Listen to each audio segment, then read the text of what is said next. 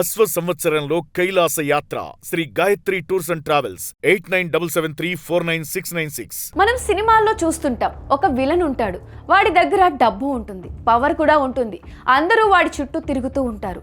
వాడి నేరాలను కప్పిపుచ్చడానికి వ్యవస్థ మొత్తం పనిచేస్తుంది. కానీ అది సినిమా. ఇప్పుడు మనం మాట్లాడుకోపోయేది నిజం. ఎంత భయంకరమైన నిజం అంటే ప్రపంచాన్ని పాలించే ప్రెసిడెంట్లు, బిలినియర్లు, రాజకుమారులు అందరూ ఒక వ్యక్తి చేతిలో కీలు బొమ్మలుగా మారిన కథ.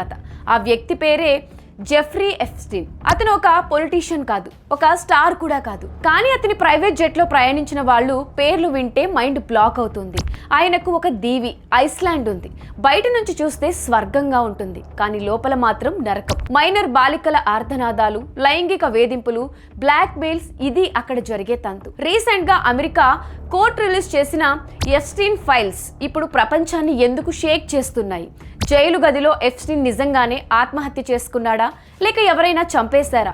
ఈ వీడియోలో ఆ చీకటి సామ్రాజ్యాన్ని బద్దలు కొడతాం. న్యూయార్క్ ఫైనాన్స్ ప్రపంచంలో ఎప్స్టీన్ ఒక మిస్టరీ మ్యాన్. అసలు ఆయన ఏం చేశాడో ఎవరికి క్లియర్గా తెలియదు.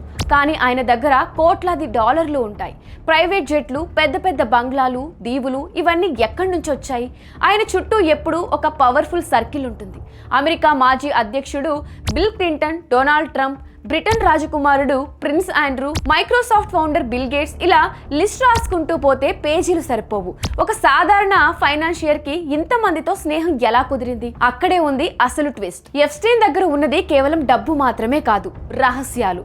పెద్దోళ్ల వీక్నెస్ లను క్యాష్ చేసుకోవడం, వాళ్ళను తన ట్రాప్ లో బంధించడం ఎప్స్టీన్ స్టైల్. అందుకే ఆయన ఏం చేసినా, ఎన్ని నేరాలు చేసినా ఇన్నాళ్లు చట్టం ఆయన్ని టచ్ చేయలేకపోయింది. ఇప్పుడు మనం ఆ దీవి గురించి మాట్లాడుకుందాం. కరీబియన్ సముద్రంలో ఉన్న లిటిల్ సెయింట్ జేమ్స్ ఐస్లాండ్. దీన్నే స్థానికులు పిడోఫైల్ ఐలాండ్ అని కూడా పిలుస్తూ ఉంటారు. ఎందుకు? అక్కడ జరిగేది పార్టీలు కాదు, మైనర్ బాలికల మీద అఘాయిత్యాలు. ఎప్స్టీన్ మరియు అతని గర్ల్ ఫ్రెండ్ అమాయకపు అమ్మాయిలను ట్రాప్ చేసేవాళ్ళు. నీకు మోడలింగ్ ఛాన్స్ ఇస్తాం, చదువుకి సాయం చేస్తామని మభ్యపెట్టి ఆ దీవికి తీసుకువెళ్లేవాళ్ళు.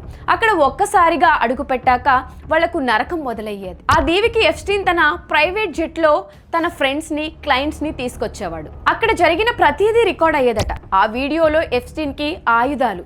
అందుకే ఎంత పెద్ద నేరం చేసినా ఎవరో నోరు మెదిపేవారు కాదు. బాధితులు చెప్పిన కథలు వింటే గుండెలు తరుక్కుమంటుంది. మాట్లాడితే చంపేస్తామని బెదిరించేవాళ్ళట. నిజానికి ఎప్స్టీన్ బండారం 2005లోనే బయటపడింది. ఫ్లోరిడాలో ఒక బాలిక ధైర్యంగా ముందుకు వచ్చి కంప్లైంట్ ఇచ్చింది. పోలీసులు ఎంక్వైరీ చేశారు, సాక్ష్యాలు దొరికాయి. జైలుకు వెళ్లడం ఖాయం అనుకున్నారు. కానీ 2008లో ఒక విచిత్రమైన తీర్పు వచ్చింది. ఆయనకు కేవలం 13 నెలల జైలు శిక్ష మాత్రమే పడింది.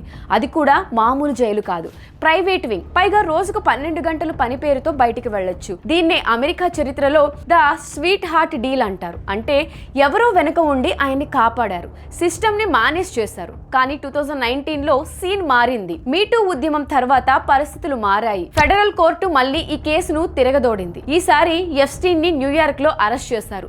తప్పించుకునే ఛాన్స్ కూడా లేదు. అందరూ అనుకున్నారు ఈసారి ఎప్స్టీన్ నోరు విప్పుతాడని. ఆయన నోరు విప్పితే ప్రపంచంలోని సగం మంది పెద్దల పేర్లు బయటకు వస్తాయని, ప్రభుత్వాలు కూలిపోతాయని. కానీ సరిగ్గా విచారణ మొదలయ్యే ముందు 2019 ఆగస్టు 10న జైలు గదిలో ఎప్స్టీన్ శవమై కనిపించాడు. అధికారులు దాన్ని ఆత్మహత్య అని తేల్చి చెప్పారు. కానీ కొన్ని ప్రశ్నలకు మాత్రం సమాధానం లేదు. అంత హై సెక్యూరిటీ జైల్లో ఆత్మహత్య ఎలా చేసుకున్నాడు? ఆ రోజు సరిగ్గా ఆ గదికి సంబంధించిన సీసీటీవీ కెమెరాలు ఎందుకు పనిచేయలేదు? కాపలాగా ఉండాల్సిన 2 గార్డులు సరిగ్గా ఆ టైంలో నిద్రపోయారు అని ఎందుకు చెప్పారు? ఇవన్నీ చూస్తుంటే ఎప్స్టీన్ తనను తాను చంపుకోలేదు అనే వాదన బలంగా వినిపిస్తుంది. రహస్యాలు బయటకు రాకుండా ఆయన్ను లేపేశారా అనేది ఇప్పటికీ మిస్టరీనే. ఎప్స్టీన్ చనిపోయాడు, కానీ బాధితుల పోరాటం ఆగలేదు. వాళ్ల వల్లే ఇప్పుడు కోర్టులు ఆ బ్లాక్ బుక్ లోని పేర్లను బయట పెడుతోంది. Bill Clinton, Swift Andrew, Stephen Hawking, ఇలా ఎందరో పేర్లు ఆ ఫైల్స్ లో ఉన్నాయి. గుర్తుపెట్టుకోండి, పేరు ఉన్నంత మాత్రాన వాళ్ళు నేరస్తులు కాదు అని. కానీ వాళ్ళు అక్కడ ఎందుకు ఉన్నారు? ఎప్స్టీన్తో వాళ్లకు ఏం పని అనే ప్రశ్నలకు సమాధానం చెప్పాలి. ఈ కేసు మనకు ఏం చెప్తుంది అంటే, డబ్బు ఉంటే చట్టాన్ని కొనొచ్చు, కానీ ఎల్లకాలం నిజం దాగదు. ఎప్స్టీన్ లాంటి రాక్షసులు అంతమయ్యారు, కానీ వాళ్లకు సహకరించిన వాళ్ళు ఇంకా బయటే ఉన్నారు. ఈ చీకటి కోణంపై మీ అభిప్రాయం ఏంటి? నిజంగా ఎప్స్టీన్ ఆత్మహత్య చేసుకున్నాడా? కింద కమెంట్ సెక్షన్లో కమెంట్స్ చేయండి.